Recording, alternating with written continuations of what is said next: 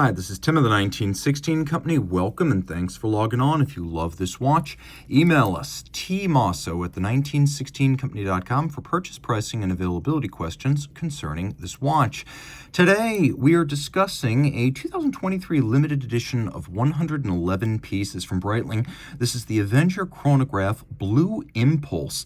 Blue Impulse, actually the nickname of a Japanese aerobatic military demonstration squadron, very similar to the U.S. Navy's Blue Angels. So they are historically the basis for several generations of Blue Impulse edition Breitling chronographs. So this is the latest in that line. If you want to know a little bit more about the Blue Impulse demonstration squadron, they are the 11th squadron of the 4th Air Wing in the Japanese Air Self-Defense Force. Now you can learn a little bit more about these ace pilots and who they are, but I'm going to talk about the watch that they inspired. So this is stainless steel, 44 millimeters in diameter. I measured 15.3 millimeters thick, and then from lug to lug, if we're just counting the lugs, 53 millimeters end to end.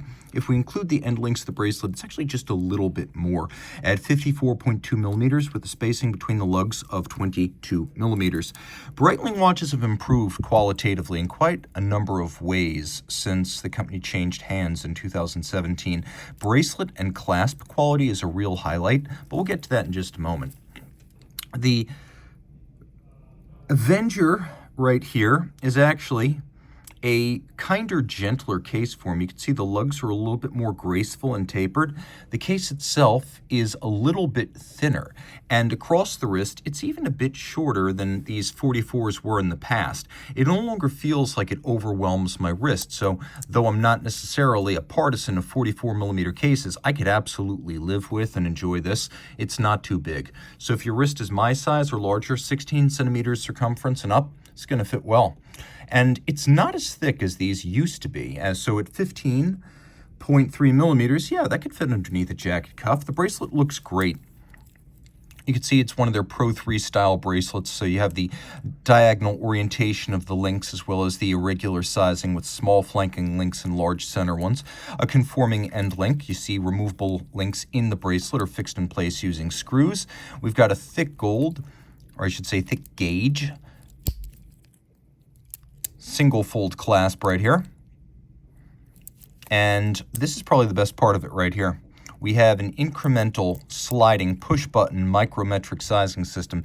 This is a dive watch, so having a large range of adjustment means you could ultimately deploy all of this over a reasonably sized dive suit. You could also use it to fine tune the fit, but we've come a long way since cheap stamped clasps and clamshell locks and divots drilled through the sides of Breitling clasps. This feels like something that's ready to go toe-to-toe with Rolex and Omega qualitatively. Twin trigger release, very solid. Taking a look, you can see there's a little bit of a taper of the bracelet down from the end links and then up towards them. The flanks of the case become a bit more nuanced. You can see there's some fluting that helps to pair the visual mass, a little bit of faceting on the end of the lug, and then you can see that the lug rides up the flank of the bezel, a trick that watch designers often use to allow the lugs to be a little bit larger and have a little bit more sculptural form without adding thickness. They're allowed to ride up the edge of the bezel with the bottom of the bezel sunken somewhat below the peak of the lug. You can see the screws here, and these screws indicate the presence of a captive bezel, or a bezel that's held in place by screws rather than snapped on. The flip side of that is they can't be snapped off by an impact, so a captive bezel, though more expensive to make, is also more rugged.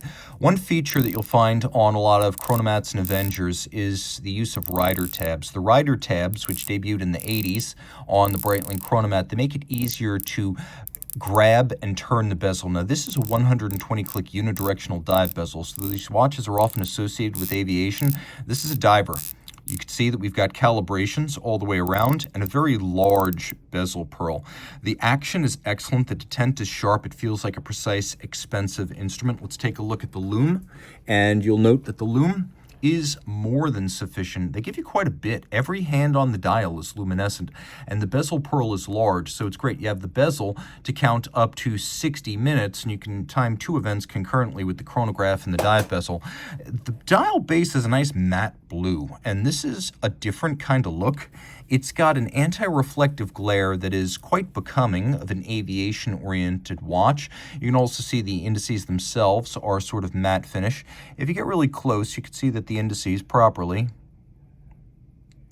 stand quite proud of the dial, even though they are part of the dial. And then we have sub-registers that are sunken and contrary colored. We have a Reho outboard, or a sort of chaptering against which you can read chronograph seconds and fractions of seconds.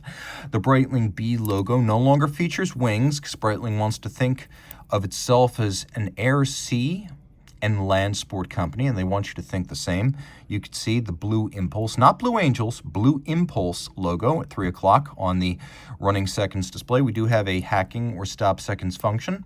We also have a quick set mechanism, so you can rapidly cycle the date if you wish to do so. The chronograph is Breitling's B01 movement, an in-house chronometer chronograph. You've got these nicely shouldered pushers that feature a medley of Media Blast, polish, and satin. So you can see there's 3 different finishes on the pusher. That's nicely done. And the action is superb. The column wheel of the B01 movement has long been one of the best in the business. I consider it equal with mass-produced column wheel chronographs of the highest order, like the Rolex 4132 and the 4131, the 4130, all in the Daytonas. The El Primero Caliber 400, the B01 is right alongside those, standing shoulder to shoulder. The Dotograph is a little bit more refined, but no sharper to the touch. Okay, turn it all over. You can see the Blue Impulse logo on the back.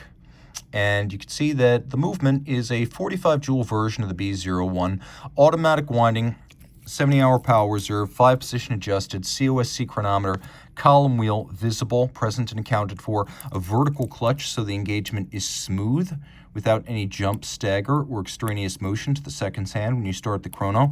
Because the vertical clutch doesn't create an additional wear and tear on the watch, you can leave the vertical clutch engaged full time as well. So there's no additional wear and tear, and then you'll have your seconds, your minutes, and your hours all at center where you can easily see them. The movement's nicely sized for a large case, and it's fortunate the B01's been a pretty large, good-looking movement. It wasn't originally designed back in 2009 when it launched on the Chronomats for display caseback, but it's taken well to the display caseback area. You can see a 4 Hz beat rate balance adjusted using a combination of Edicron, the silver and the gold key. And then there is an eccentric screw ultra-fine micrometric regulation system. And then this is one of 111, as you can see, chronometer certified, water resistant down to 300 meters, which is one of the reasons I call this a dive watch as well as a pilot's watch. You can see the little Breitling mid-century, modern, 20th century overlapping aircraft logo. That's what that is. It's sort of an artistic abstraction of 2 aircraft flying in formation. It dates back to the Breitlings of the mid-20th century. But this is all about the 21st century, a 2023 launch dedicated to the premier military aviators of Japan. Reach out to Team Mosso at the 1916company.com for purchase and pricing details.